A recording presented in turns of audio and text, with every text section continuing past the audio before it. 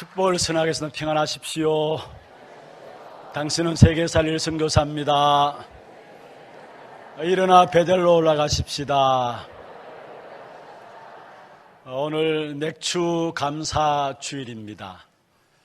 어제나 오늘이나 신실하시고 한결같이 우리에게 일용할 양식으로 먹이신 하나님의 역사들을 체험하고 누리는 최고의 응답의 시간들 되기를 주의 이름으로 축원합니다.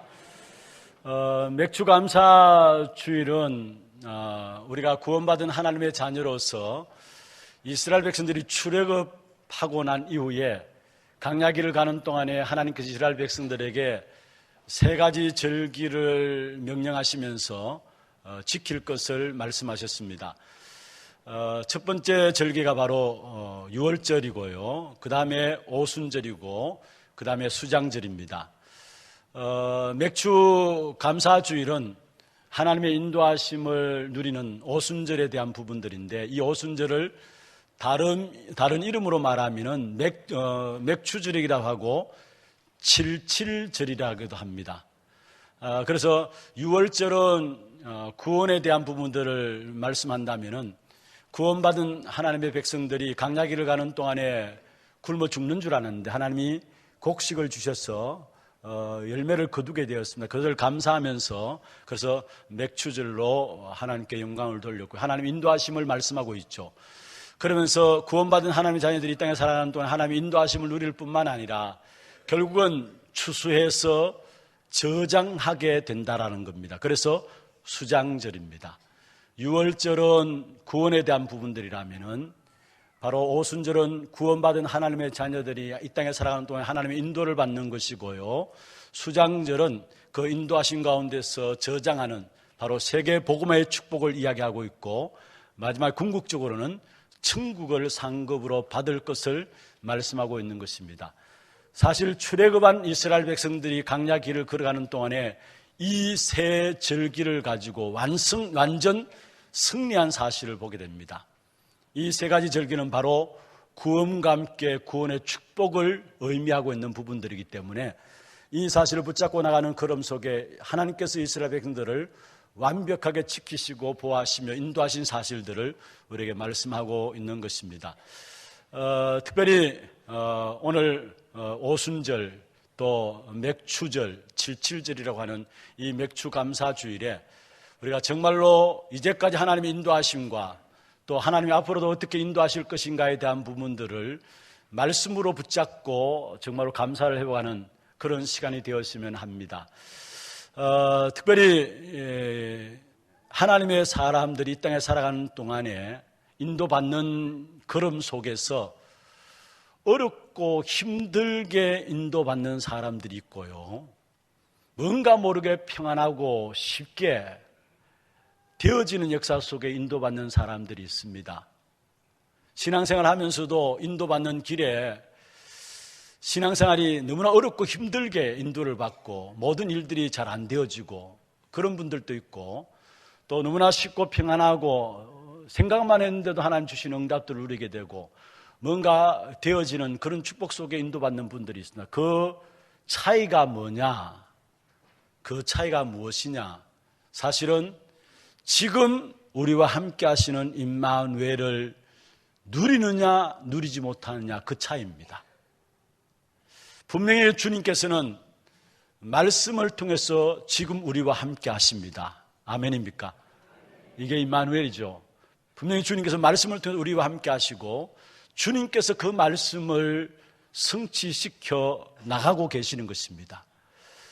우리가 이 사실을 얼마만큼 누리느냐에 따라서 우리가 인도받는 길에 있어서 되어지는 축복과 평안함의 축복을 누리게 되고요. 그렇지 못하면은 신앙생활 한다면서도 뭔가 모르는 어려움들 속에서 인도받게 되는 부분들을 보게 됩니다. 왜냐? 분명히 말씀은 바로 복음을 이야기하고 있어요. 이 말씀은 전체가 복음에 관한 것이에요. 다른 것이 아닙니다. 그리고 그 복음은 뭐냐? 바로 그리스도가 복음이죠. 그래서 이 말씀 전체가 다른 것을 이야기하고 있는 것이 아니라 복음에 관하여서 이야기를 복음에 관계된 부분들인데, 그 복음 바로 그리스도인데, 말씀은 오직 그리스도만, 복음만 이야기하고 있다라는 것. 다른 것 이야기하지 않아요. 물론 성경에 보면은 이런저런 많은 사회적인 답도 될 수 있고요. 정치하는 사람은 정치하는 사람들은 나름대로 답도 될 수 있고, 각각 어떤 세계에 따라서 어떤 직업에 따라서 나름대로 답을 성경에 찾아냅니다만은, 그러나 성경에서 말씀하시는 부분들은 오직 다른 것을 이야기하는 것이 아니라 복음만 말해요. 인간이 왜 문제가 오게 되었고, 그 문제 속에 빠진 상태가 어떤 상태이고, 그것을 해결할 수 있는 해결책이 무엇인가, 거기에 대한 답인 복음만 이야기하고 있는 것이 성경이라는 사실입니다. 그래서 오늘 이 시간에 우리가 특별히 예배를 통해서 여러분 이 자리를 일어나서 나가게 될 때는 여러분 영혼 속에 딴 거 남지 아니하고 오직 복음만 여러분 영혼 속에 각인되어지는 그런 축복의 시간들 되기를 주의 이름으로 축원합니다. 이로 해서 먼저 첫 번째입니다. 지금 우리가 계속 창세기를 살펴보고 있는데요, 창세기는 천지 창조에 대한 이야기가 아니라 구원에 대한 이야기입니다. 많은 사람들이 창세기 하면은 하나님께서 천지 만물을 창조하신 그 창조의 역사에 대한 이야기 아니냐, 물론 그렇게 볼 수 있습니다만 그건 일부분입니다. 창세기는 천지 창조에 대한 이야기가 아니라 구원에 대한 이야기라는 사실을 기억해야 합니다. 그래서 먼저 창세기 1장 2절에 보면은 흑암과 혼돈과 공함이 이 땅 위에 있었다고 말씀하고 있죠. 여기서 흑암과 혼돈과 공함은 바로 사단의 역사를 이야기하고 있는데, 인간 창조 이전에 있었던 일이 있습니다. 천사가 타락해서 하나님을 대적해버렸는데 그게 바로 사단 마귀의 존재가 되어버린 것이죠. 바로 에스겔서 28장에서도 말씀하고 있고 계시록 12장 1절에서 9절에 말씀하고 있는데, 하나님을 찬양하며 하나님을 섬기던 천사가 하나님을 대적했습니다. 그래서 하늘에 있을 곳을 얻지 못해서 땅으로 내어 쫓긴 바 되었다라고 말하고 있어요. 그게 계시록 12장 9절에 말씀하고 있어요. 그래서 결국은 공중의 근세 잡은 자가 되었는데 그게 바로 사단이라는 존재입니다. 이 사단이 하는 일이 뭐냐? 인간을 멸망시키고 파멸로 이끌어가는 일을 하고 있어요. 타락한 천사인 사단이 하는 일이 인간을 멸망시키고 인간을 파괴시키며 인간을 점점 어렵게 힘들도록 멸망받도록 만드는 것이 바로 사단의 일입니다. 그뿐만 아니라 하나님의 어마어마한 축복된 역사들을 인간으로 말하면 누리지 못하도록 만드는 존재가 바로 사단의 일입니다. 이 사단의 일들 앞에 하나님이 바로 창세기 1장 3절에 보면은 빛이 있으라 하시며 빛이 있었더라 말씀하고 있습니다. 여기서 말하는 빛은 태양과 달처럼 이런 빛이 아니고요, 흑암의 역사들을 무너뜨리는, 바로 모든 어둠의 재앙의 역사들을 무너뜨리는 빛을 말씀하고 있는 거예요. 사실은 빛이 있으라 하시며 빛이 있었더라 말씀하고 있습니다. 그리고 하나님께서 창조의 왕관으로 인간을 만드셨는데, 하나님이 모든 만물을 관리하는 것들을 인간에게 위임하기 위해서 인간을 창조의 왕관으로 만드셨습니다. 다시 말하면 인간에게 하나님의 생명을 지니도록 하셨는데, 이것을 가지고 다른 말로 하면은 하나님의 형상으로 지음받은 인간이다라는 말이죠. 그래서 하나님이 다스려야 될 모든 것들을 인간에게 위임하셨습니다. 이 말은 모든 축복을 인간에게 다 주셨다라는 말입니다. 그런데 이 축복의 역사들을 무엇을 통해서 누릴 수 있느냐? 바로 그것은 한 가지만 하면 됩니다. 그게 뭐냐면은 창세기 2장 17절에 선악을 알게 하는 나무의 실과를 따먹지 말라. 선악과만 범하지 않으면 되는 겁니다. 그 선악을 알게 하는 나무의 실과를 따먹지 말라. 먹는 날에는 정령 죽으리라 말씀했습니다.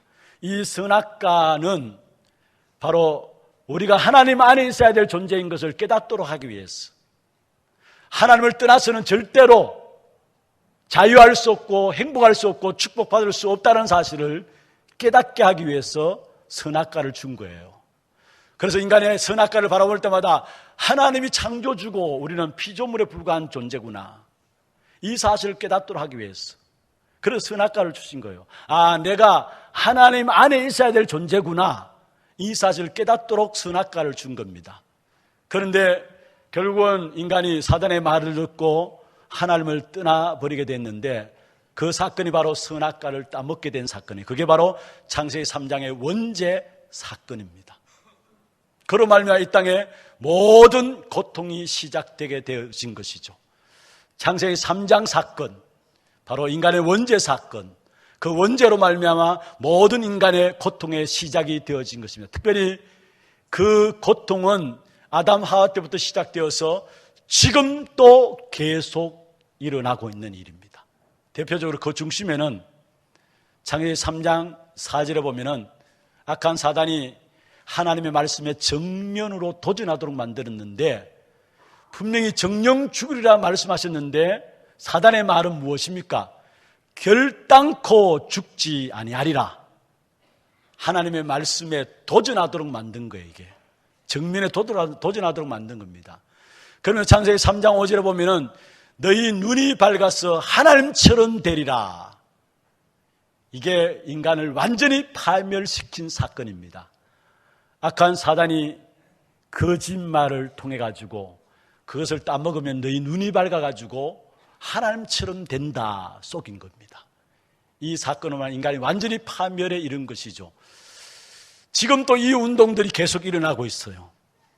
우리가 이미 잘 알고 있는 것처럼 뉴에이지 운동이나 프리메이슨 운동이나 또 명상과 요가 운동들을 통해 가지고 우리 속에 있는 어마어마한 잠재의식 속에 어마어마한 것들이 있으니까 그 잠재의식을 살려내야 된다. 의식이 아니라 무의식 속에는 우리에게 엄청난 능력이 있으니까 그 능력들을 너희들이 끄집어내야 된다. 그게 잠재의식과 무의식을 통한 명상운동과 요가운동을 통해서 그런 운동들이 지금 일어나고 있잖아요. 이게 바로 네가 너희 눈이 밝아 하나님처럼 되리라라는 이 운동이 지금 또 우리에게 일어나고 있는 사실을 말씀하고 있는 것입니다. 여기에 수많은 엘리트들이, 수많은 지식인들이 빠져들고 있음을 보게 되는 겁니다. 그러나 성경에 보면 결국 하나님을 떠난 결과로서 인간에 찾아온 것이다면 창세기 3장 10절에 보면 하나님을 두려워하는 마음들이 생겼어요. 여러분, 하나님을 두려워하여 수문지라 말씀했습니다. 인간의 마음의 깊숙한 곳에는 하나님을 두려워하고 하나님의 낯을 피하고 또 부끄러움을 아는 존재로 그렇게 타락해 버린 겁니다. 여기에 하나님을 두려워하는 마음들, 여러분, 인간의 마음 깊숙한 곳에 하나님을 두려워하는 마음들, 여기서 모든 문제들이 다 일어나고 있는 거예요. 사실은 이거를 신약에 보면은 에베소 2장 3절에 보면은 본질상 진노의 자녀였다, 똑같은 말입니다. 우리의 마음 한편에는 본질상 불안해 할 수밖에 없는 것들이 우리 마음에 있다라는 거. 왜냐? 하나님을 떠났기 때문에 그 두려움이 우리 가운데 있기 때문에 그런 것입니다. 그런데 하나님께서는 그냥 거기에 내버려 두지 아니하시고 바로 우리에게 그 문제를 해결할 수 있는 답을 주셨는데, 내가 너로 여자와 원수가 되게 하고 너의 후손도 여자의 후손과 원수가 되게 하리니 여자의 후손은 내 머리를 상하게 할 것이요 너는 그의 발꿈치를 상하게 할 것이라. 창세기 3장 15절에 귀중한 언약을 주셨습니다. 내가 너로 여자와 원수가 되게 하고 너의 후손도 여자의 후손과 원수가 되게 하리니 여자의 후손은 내 머리를 상하게 할 것이요. 여기에 여자의 후손은 누구를 말하느냐? 바로 하나님을 말씀하고 있어요. 하나님이 오셔서 내 머리를 상하게 할 것이다, 사단의 세력을 깨뜨려 볼 것을 말씀하고 있는 것입니다. 그래서 너는 그의 발꿈치를 상하게 할 것이다. 그렇습니다. 악한 사단이 결국은 예수님의 발꿈치를 물었는데 그 사건은 바로 예수님을 십자가에 못 박는 사건입니다. 예수님을 십자가에 못 박음으로 사단이 승리했습니까? 아닙니다. 발꿈치를 물었습니다만 결국은 예수님의 발 아래 사단은 완전히 머리가 깨어진 것입니다. 그게 바로 창세기 3장 15절에 여자의 후손이라는 비밀이에요. 그래서 정말로 우리가 여자의 후손 이 비밀을 깨닫는 순간에 사단의 세력이 깨뜨려질 줄로 믿습니다. 하나님 우리 문제 해결하시기 위해서 하나님 친히 여자의 후손으로 오시겠다. 오셔서 뭐 하시느냐? 뱀의 머리를 상하게 하시겠다. 사단의 세력을 깨뜨려 볼 것을 말씀하고 있는 것입니다. 그러면서 거기에 대한 방법으로 창세기 3장 21절에 바로 아담 하와에게 가죽 옷을 지어 입혔다 했어요. 여기에 가죽 옷을 지어 입혔다는 말은 어린 양의 피를 흘렸다라는 사실을 말씀하고 있는 것입니다. 다시 말하면 피의 언약을 이야기하고 있어요. 이 피의 언약은 바로 예수 그리스도의 십자가의 죽으심을 말씀하고 있는 것이죠. 어린 양의 피 흘림은 예수 그리스도의 십자가의 죽음을 말씀하고 있는 것이고, 예수 그리스도의 십자가의 죽음, 피의 언약은 결국은 악한 사단이 깨어지는 그 축복의 비밀이 바로 피의 언약 속에 있다라는 사실.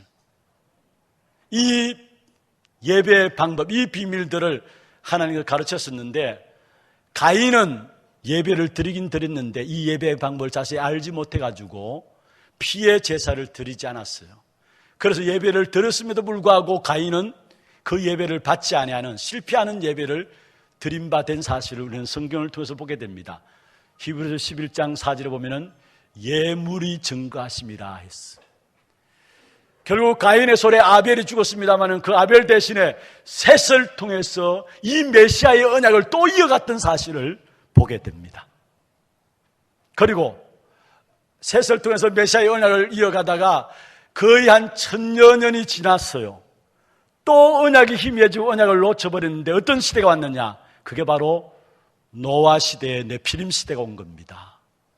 이 네피림 시대는 바로 우상 시대를 말하고 있는 것이고, 이 네피림 시대는 바로 인간이 영적인 축복을 다 놓쳐버리고 바로 육체가 된 사건을 말씀하고 있는 것입니다.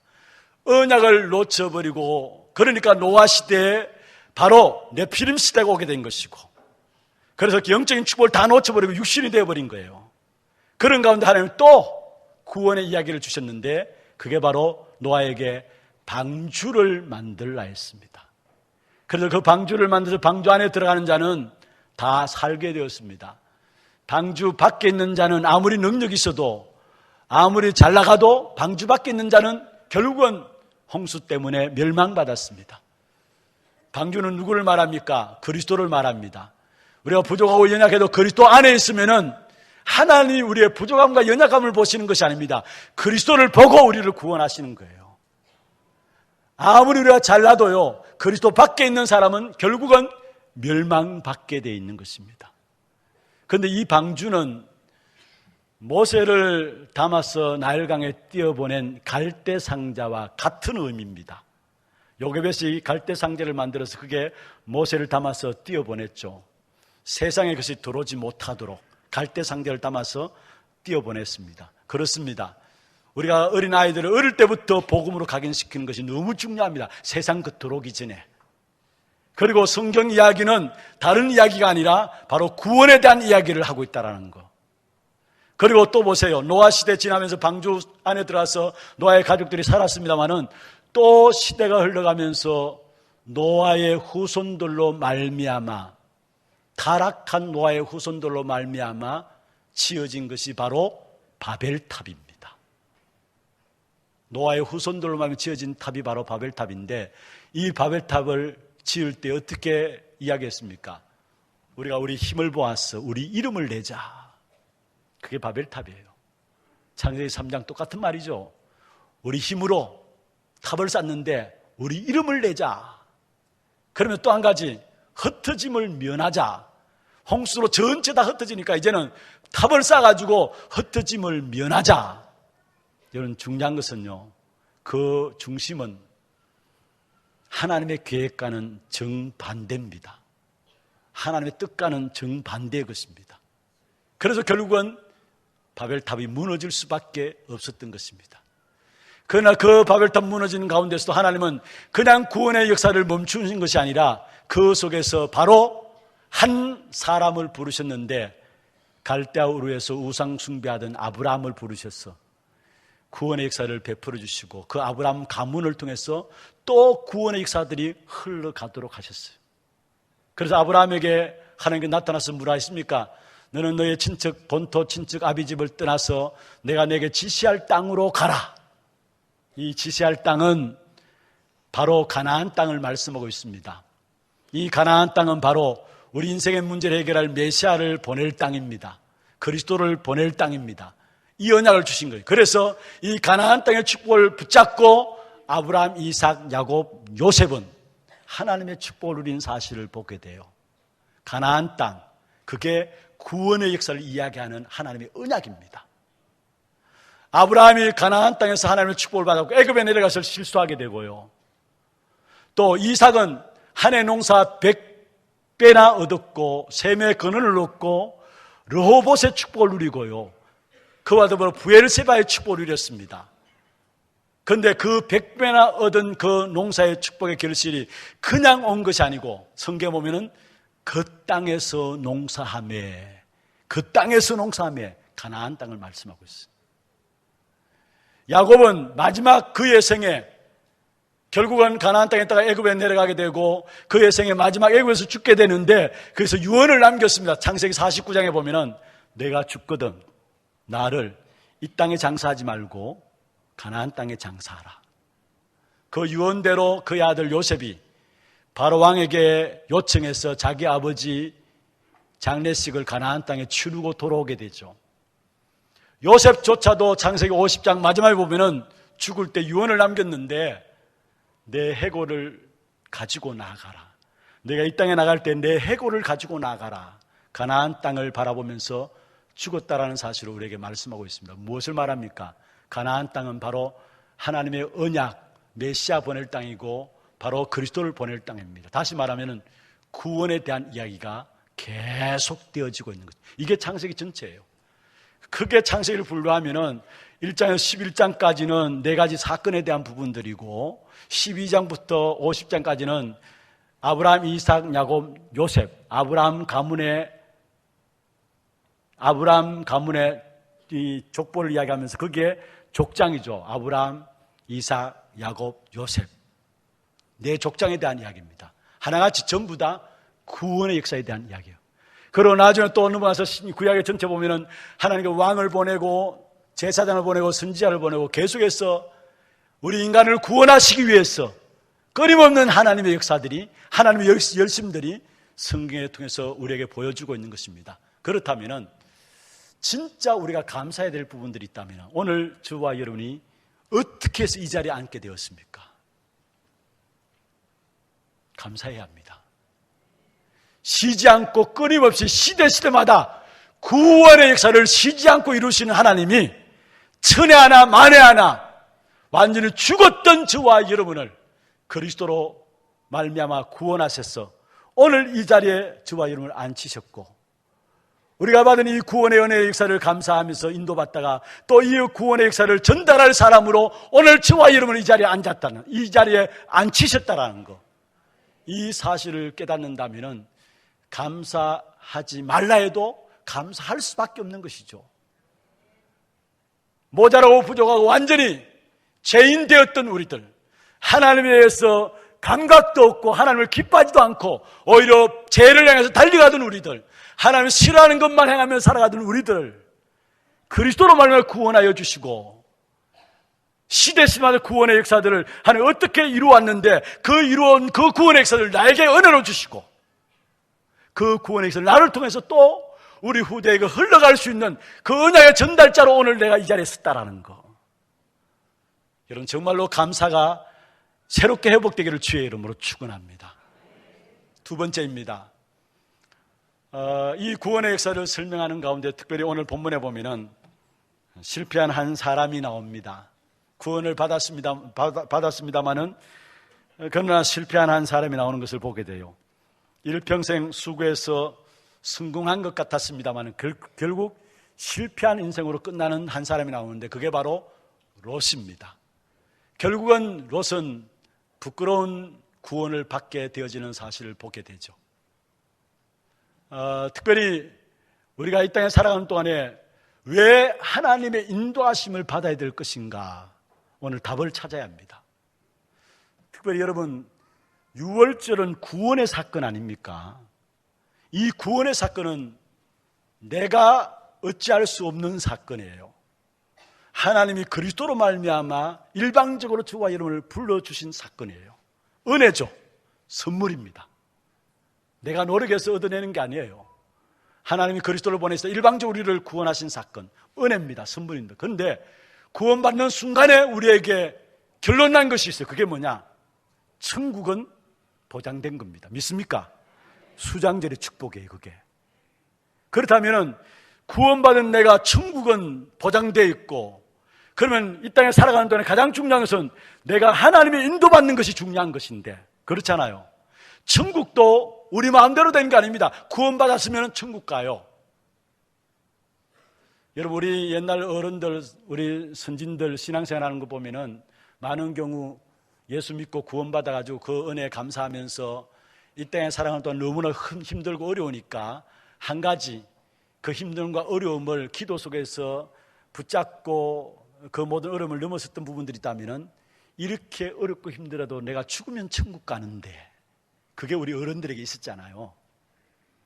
내가 이렇게 고난당하고 어려움 당하고 핍박당해도 그건 잠시뿐이다. 내가 죽으면 천국 가는 거 아니냐. 맞습니다, 여러분. 구원받는 하나님의 사람들은 천국은 가게 돼 있어요. 그런데 가장 중요한 것은 뭐냐? 이 땅에 살아가는 동안에 그러면 어떻게 인도받는 거냐? 그건 중요한 겁니다. 구원도 내 마음대로 안 되고 천국도 내 마음대로 되는 게 아니에요. 그렇다면 이 땅에 살아가는 동안에 인도받는 것은 내가 얼마만큼 말씀 붙잡고 임마누엘을 누리느냐, 그 속에 달렸는데, 오늘 내가 하나님의 인도를 받을 이유가 오늘 롯의 실패를 바라보면서 나와요. 롯은 일평생 수고해서 숭고한 사람처럼 보였지만은 그러나 결국은 실패하는 인생으로 끝나버렸어요. 그래서 우리의 인생이 실패하는 인생으로 살아가지 않도록 하기 위해서 하는 이미 모델인 롯을 통해서 우리에게 보여주고 있는 겁니다. 제대로 하나님의 인도를 받으라고. 이 땅에 살아간다고 부끄러운 구원받지 말고 제대로 인도를 받으라고 롯을 통해서 우리에게 모델로 보여주고 있는 것입니다. 먼저 여러분 기억하실 것은, 여러분 하나님께 가장 싫어하는 것이 있다면 교만입니다. 교만이란 말은, 이 교만은 무엇이 교만입니까? 하나님 필요 없다라는 겁니다. 이게 교만입니다. 많은 사람이 그렇게 해요. 내 주먹을 믿으라. 오늘 아침에 제가 그 부분을 목격해 했어요. 어떤 분이 예수 믿습니까? 이야기하니까 나는 우리 집은 불교도 상관없고 교회도 상관없다. 나는 내 주먹을 믿고 산다. 그러니까 그 옆에 있는 사람이 맞다 이야기를 해요. 하나님과 상관없다. 여러분, 이것만 교만할 수가 없어요. 이 교만 후에 결국은 하나님 없이도 숭고한 사람들이 있을 수 있거든요. 하나님 없이도 숭고한 사람 있잖아요. 그런데 하나님 없이 숭고하면 그 숭고는 반드시 그게 우상이 돼요. 여러분, 돈 때문에 성공했습니까? 명예 때문에, 자리 때문에, 여러분 뭔가 가지고 있는 그 부분에 성공했습니까? 나중에 그 사람 보면 그게 우상이 돼 있어요. 그리고 그것 때문에 엄청난 문제들이 오게 돼 있어요. 성공 후에 그것 때문에 문제가 오게 돼 있어요. 그래서 어떤 면에서 여러분, 진짜 복음 모르면 완전히 망해야 합니다. 그게 축복받는 길이에요. 복음 모르면 더 잘 된다. 그게 저주예요. 왜냐? 하나님을 아는 일에 방해가 되기 때문에. 하나님을 아는 일에 방해가 되는 것이, 복음 없이도 잘 되는 그게 결국 하나님을 아는 일에 방해돼요. 그건 저주입니다. 내가 복음 없는데 잘 되는 것, 여러분 그건 기뻐할 일이 아닙니다. 중요한 것은 진짜 복음 모르면은 결국 내가 중심했던 그 부분들이 나의 우상이 되어지고, 그것 때문에 결국 문제가 오게 되고, 그것 때문에 결국 타락하게 돼요. 그래서 돈 가지고, 돈이 우상되어 있다가 돈 때문에 타락하는데 그 돈 가지고 우상 숭배하고 그 돈 가지고 음란에 빠지고 이상한 것에 빠지잖아요. 타락하게 되고 그 결과로 결국은 심판받게 돼요. 그게 오늘 본문에 나오는 소돔 고모라 이야기입니다. 타락했잖아요, 소돔 고모라. 그리고 그 위에 반드시 심판이 있었잖아요. 역사 속에도 보세요. 하나님 없이 강대국들, 여러분 얼마나 많은 힘이 있었는지 모릅니다. 바벨론, 아수르, 로마. 그런데 결국은 멸망받았어요. 하나님 없는 영웅들 하나같이 다 실패한 사실을 보게 돼요. 먼저 중요한 것은 하나님을 만나야 해요. 하나님을 만나는 길이 뭐냐? 우리 인간에게 없기 때문에 하나님 우리에게 하나님 친히 오셨는데 그분이 바로 그리스도입니다. 그리스도께서 오셔서 십자가의 죽으심으로 말미암아 마가복음 10장 45절에 우리의 죄를 대신하셨어요. 대속물로서. 그리스도께서 오셔서 그 죄를 가지고 악한 사단이 붙잡고 있는데 이 사단의 세력을 꺾으셨어요. 요한일서 3장 8절에 하나님의 아들이 나타나신 것은 마귀의 일을 멸하기 위함이라 했어요. 더 구체적으로 히브리서 2장 14절 15절에 보면은 마귀를 없이 하시고 말했어요. 그리고 그 그리스도께서 오셔서 우리에게 제 문제 대속물로 해결하시고 마귀를 없이 하시고 우리에게 하나님 만날 수 있는 길을 여신 겁니다. 요한복음 14장 6절에 내가 곧 길이요 진리요 생명이니 나로 말미암지 않고는 아버지께로 올 자가 없느니라. 우리에게 길을 여신 것입니다. 그렇습니다. 참 제사장으로 참 왕으로 참 선지자로 오셔서 하나님을 만나고 누릴 수 있는 그 축복 가운데 우리를 세워주신 것입니다. 이 하나님을 만나지 못하면 어떻게 됩니까? 결국은 그 어떤 인생도 인생에 근본적으로 빠져있는 12가지 문제에서 못 빠져나와요. 나를 중심에서 살아가는 것, 세상 중심에서 살아가는 것, 성공 중심에서 살아가는 것, 그게 세상 사람들은 잘한다고 하는 겁니다. 하나님 없으니까 그렇게 살아가야죠. 내 계획이 있어야 되고요. 내가 열심히 뭔가 노력해야 되고요. 그리고 세상에 돈 벌어야죠. 어느 정도 자리 있어야죠. 그 잘한다고 하는 겁니다. 왜냐? 하나님 없으니까. 그걸 위해서라면 또 못할 것이 없습니다. 그래서 미신 열심히 섬기고요. 점쟁이 찾아가고요. 우상 숭배하고요. 당연히 그래야죠. 하나님 없으니까. 그런데 그러는 동안에 개인 또 멸망받고 개인에게 영적인 문제, 정신 문제, 육신의 문제, 내세 문제, 후손까지 문제 오는 여러분 악한 사단이 우리 인생에 들어왔다. 여러분 자손까지 멸망시키기 위해서 악랄하게 악한 사단이 우리 인생을 붙잡고 있는 줄 아십니까? 이 사실을 진짜 깨닫게 되면은 그리스도로 말하면 여기서 벗어난다라는 사실에 대한 가치가 얼마나 엄청난 것인가를 알게 돼 있어요. 인생의 12가지 절대적인 문제 해결받을 수 있는 유일한 이름 그리스도, 이 사실을 모르니까 그리스도 들어도 대강 그렇고 또 하는 소리다 그렇게 듣는 거예요. 아닙니다. 여러분 우리 인생이 하나님을 떠나버리면 빠져있는 문제는 절대적인 문제 12가지 문제인데 그 속에서는 아무도 못 빠져. 왜냐? 악한 사단이 계속 속임수로서 인간을 멸망시키는 거예요. 이 사실을 진짜 알게 되면은 우리에게 주신 거기에서 해방되어지는 이름 그리스도, 그 가치를 알게 되어 있어요. 오늘 본문에 보면은 여러분 소돔 고모라가 왜 멸망받았느냐 이유들 쭉 나와요. 몇 가지 짚어보겠는데요. 먼저 첫 번째로 복음 운동 일어나지 않으면 반드시 이런 역사가 일어나, 이런 결과가 나오는데 소돔 고모라 사람들은 먼저 첫 번째로 14절에 보면은 하나님의 말씀을 농담으로 여겼다 했어요. 14절 마지막에 나오죠. 14절 말 그의 사위들은 농담으로 여겼더라. 노아 시대도 마찬가지였죠. 말씀을 농담으로 여기는 것. 다시 말하면 구원과 그리스도에 대한 비밀, 인생의 12가지 문제 해결하는 그 비밀들을 가치 없게 생각하고 농담으로 이기는 겁니다. 그러니까 당연히 이 땅에는 재앙이 일어날 수밖에 없는 것입니다. 복음 운동의 역사들을 놓쳐버리면 이런 역사예요. 말씀을 농담으로 이기는 시대. 그런데 여러분 시대마다 보세요. 말씀을 농담으로 여기는 시대마다 재앙은 끊임없이 일어났어요. 그뿐만 아닙니다. 복음 운동이 일어나지 않으면 그 다음에 일어나는 결과가 뭐냐면은 5절입니다.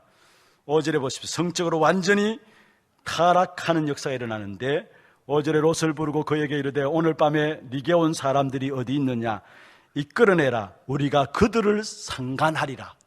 소돔 고모라 사람들이 모여들어가지고 롯의 집에 모셔드린 두 사람, 천사들이죠. 그들을 이끌어내라는 것입니다. 그러면서 뭐라 했습니까? 우리가 그들을 뭐하리라? 상간하리라. 여기에 상간하는 원래적인 의미는 동성연애를 이야기합니다. 천사들과 동성연애 하겠다라는 겁니다. 창조 원리에 역행하는 거예요. 완전히 사단의 역사에 장악되지 않으면 이런 역사가 일어날 수가 없는 것이죠. 그렇습니다. 하나님을 떠나고 나서 인간 중심의 문화가 발전하면 발전할수록 그게 쾌락으로 빠지게 되어 있고요. 쾌락을 추구하면 추구할수록 결국은 이상한 짓들이 일어나게 되어 있어요. 이 사단의 짓이죠. 우리가 그들을 상관하리라. 바로 소돔 고모라의 멸망이 제약의 문제 정도가 아니라 심지어 천사들과 동성연애하겠다라고 나온 거예요, 사실은. 그뿐만 아닙니다. 그 다음에 보면은 8절입니다. 사실은 롯이 그런 현장 속에 바로 죄와 타협하는 내용들이 나오는데 8절에 보면 내게 남자를 가까이 하지 아니한 두 딸이 있노라. 청하건대 내가 그들을 너희에게로 이끌어내리니 너희 눈에 좋을 대로 그들에게 행하고. 시집가지 않은 두 딸이 있었습니다, 롯에게. 그들을 내어놓는 겁니다. 구원받은 롯조차도 그의 머릿속에, 그의 사상 속에 구원받은 하나님의 자녀에 대한 이 사실을 다 놓쳐버리고 세상 흐름을 그대로 가지고 있는 부분들을 보게 돼요. 자기 딸을 내놓으면서 이들을 건드리라는 거예요. 여러분, 죄와 타협하는 겁니다. 죄와 타협하는 겁니다. 여러분, 물론 우리가 죄의 문제 해결받는 것은 윤리운동에서, 도덕운동에서 해결받는 건 아닙니다. 그 배후에 흑암이 꺾여져야 합니다. 그래야 죄의 문제 해결받아요. 오늘 롯은 죄와 타협하게 돼요. 그러면서 자기 두 딸을 내놓게 되는데 완전히 그 시대의 불신자들이 가졌던 생각들 그대로 동화되어 있는 롯의 모습을 보게 됩니다. 여러분, 우리를 하나님께서 세상의 소금과 빛으로 부르셨죠. 썩어가는 세상을 살리라고 우리를 소금으로 부르셨고요. 우상숭배에 완전히 어두워져가는 세상을 빛을 비추라고 우리를 빛으로 부르셨는데 사실 롯은 이 축복을 놓쳐버린 겁니다. 그러면서 더 가관인 것은 그의 딸들입니다. 오늘 읽진 않았습니다마는 30절부터 38절까지 보면은 그 두 딸이 자기 아버지 롯에게 술을 진탕 먹이고 먼저 첫 번째 딸이 들어가지고 하룻밤 잡니다. 그걸 언론했어요, 두 딸이. 물론 종족을 퍼뜨려야 되니까 두려움 속에, 염려 속에서 나로말로 종족이 퍼뜨리지 않으면 어떻게 될 것은 그 염려 속에서 한 행동이지만은 그러나 두 명이 작당해가지고 먼저 큰 딸이 들어가지고 하룻밤 자고 나오고 그런데 자고 나왔는데 롯이 얼마나 취했든지 큰 딸이 눕고 일어나는 것을 깨닫지 못했다 했어요. 알아차지 못했다 했어요. 그 다음에 둘째 날은 큰 딸이 이야기합니다. 이제 어제는 내가 들어가서니 네가 들어가라. 둘째 딸이 들어가가지고 또 자고 나옵니다. 똑같이 롯이 술이 진탕 취해가지고 눕고 일어나는 것을 깨닫지 못했다 했어요. 그래서 난 자녀가 모압과 암몬입니다. 지금까지도 이스라엘의 영원한 적이 되어버린 모압과 암몬. 완전 불순종의 후손들, 우상 숭배의 대표적인 족속이 모압과 암몬 족속이에요. 그로 말미암아 태어난 거예요. 여기 보면은 결국은 동성연애, 근친상간의 죄들, 이게 그 시대에 자연스럽게 일어난 사실을 보게 돼요. 그러니까 소돔 고모라 불로 멸망받을 수밖에 없었던 것이죠. 불로 멸망받을 수밖에 없었던 것이죠. 여러분, 그렇습니다. 타락한 현장에서 쾌락한 문화가 들끓게 되고요. 쾌락에 속아서 사실은 쾌락을 추구하면 추구해서 그게 절대 행복이 있습니까? 행복할 줄 알고 쾌락에 빠집니다만은 계속 추구하다 보면은 자기도 모르게 이상한 곳에 빠져요. 그게 바로 오늘 동성연애나 근친상간 이런 쪽에 빠지는 겁니다. 이게 이해도 안 되는 부분에 빠져드는 거예요. 이게 쾌락을 계속 추구하다 보면은 그뿐만 아닙니다. 결국 복음운동을 놓쳐버리니까 사실은 영적인 축복을 다 놓쳐버리고 눈에 보이는 것, 그래서 물질 만능으로 흐르는데 대표적으로 롯의 처가 얼마나 축복의 조건이 있었습니까? 사실은 아브라함의 조카면이 아닙니까?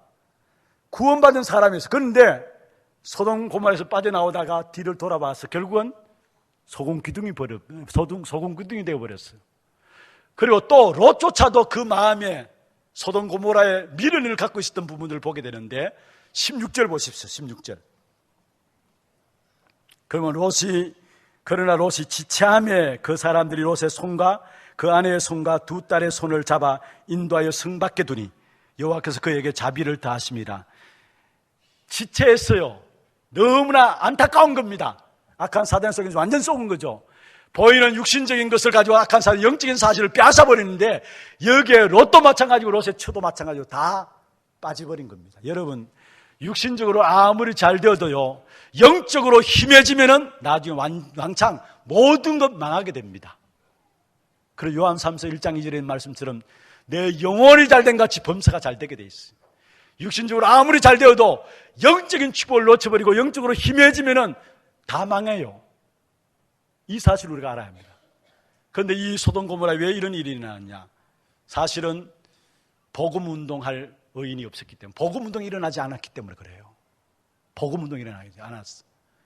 복음 운동이 일어나지 않아서 물질 한건 만능주의에 빠지고, 복음 운동이 일어나지 않아가지고 결국은 이 죄와 타협하고 동성연애에 빠지고, 또 오늘 이야기하고 있는 것은 하나님의 말씀을 농담으로 여기고. 그러면 복음 운동은 뭡니까? 여러분, 복음 운동에는 우리가 죄 안 짓고 하나님을 잘 숨기고 바르게 살아가고, 그게 복음 운동이 아닙니다. 지금 또 최고의 능력의 복음으로 우리와 함께 하시는 그 사실을 체험하고 나가는 것. 그렇게 될 때 우리의 가정과 지역과 시대가 살아나게 돼 있어요. 최고의 능력의 복음으로 우리와 함께 하시는 그게 뭡니까? 바로 사도행 1장 1절에 모든 문제, 모든 축복의 시작입니다. 결론이기도 합니다. 예수가 그리스도인 사실. 우리의 모든 문제의 결론입니다. 예수가 그리스도인 사실, 이 사실을 붙잡고 나가면은 세상 흐름 속에서, 그 세상 흐름 속에 롯과 같이 빠지지 않고 하나님 나라의 흐름을 누리게 돼 있어요. 그게 바로 우리 인생의 모든 응답의 열쇠입니다. 사도행 1장 3절에 하나님의 나라. 그리고 세상 역사가 있어요. 그것을 뛰어넘을 수 있는, 세상 역사를 이길 수 있는 성령의 충만함. 이 성령의 충만함은 모든 회복의 힘입니다. 모든 것의 결론이, 모든 문제의 결론이 그리스도라면은 모든 응답의 열쇠가 하나님 나라고요, 모든 회복의 힘이 성령 충만함입니다. 이 비밀을 붙잡고 오로지 기도에 힘썼더니만 초대교회에 현장에 하나님의 역사가 일어났어요. 그렇습니다. 참된 복음인 그리스도와 하나님 나라 성령 충만함, 이 비밀을 붙잡고 기도로서 누리고 있으면은 내 가정과 산업과 시대와 지역이 변화되어지는, 살아나는 이 축복을 누리게 되어 있는 것입니다. 이 일에 응답 주시려고 하나님이 이 한 시대에 복음 운동 속에 저와 여러분을 부르셨습니다. 여러분, 복음을 아는 자는 이중적인 축복을 받아요. 삶의 현장에서 축복을 받고 죽어서도, 마가복음 10장 31절이죠. 내세 영생을 얻지 못할 자가 없다 했어요. 복음을 모르는 자는요, 이중고의 고통을 당하는데 이 땅에서도 저주 같은 삶을 살고 죽어서 영원한 지옥에 들어갑니다. 이 복음 운동에 하나님 우리를 쓰시기 위해서 우리를 부르셨어요. 이 사실에 대해서 감사하시고, 정말로 여러분 감사 회복되는 그런 축복 기회를 주의 이름으로 축원합니다. 말씀을 맺겠습니다. 여러분, 사단의 존재와 그 역사에 대해서 한번 심각하게 한번 생각을 해보십시오. 우리 주님은 그 심각함을 아시고 그 모든 내용을 성경에 담아서 이미 그 속에 제대로 인도받을 수 있도록 우리에게 답을 주셨습니다. 그게 바로 오순절의 축복입니다. 성공한 실패자가 되지 않도록 인도하심을 제대로 받으라고 우리에게 오순절의 축복을 주신 것입니다. 이 사실 붙잡고 저와 여러분, 우리 현장에서 하나님의 인도하심을 따라 승리하는 그런 축복된 응답이 있기를 주의 이름으로 축원합니다. 기도하겠습니다. 성공한 실패자가 되지 않도록 하나님의 정확한 인도를 우리에게 약속하셨는데, 이 축복된 역사 속에 우리 하나교회가 서게 하시고 이 비밀을 누리는 우리 모든 하나교회 성도들에게 역사하여 주옵소서. 이를 위해서 날마다 오순절에 하나님의 인도의 축복이 우리의 모든 삶 속에 회복되도록 역사하여 주옵소서. 살아계신 예수 그리스도 이름으로 감사하며 기도합니다. 아멘.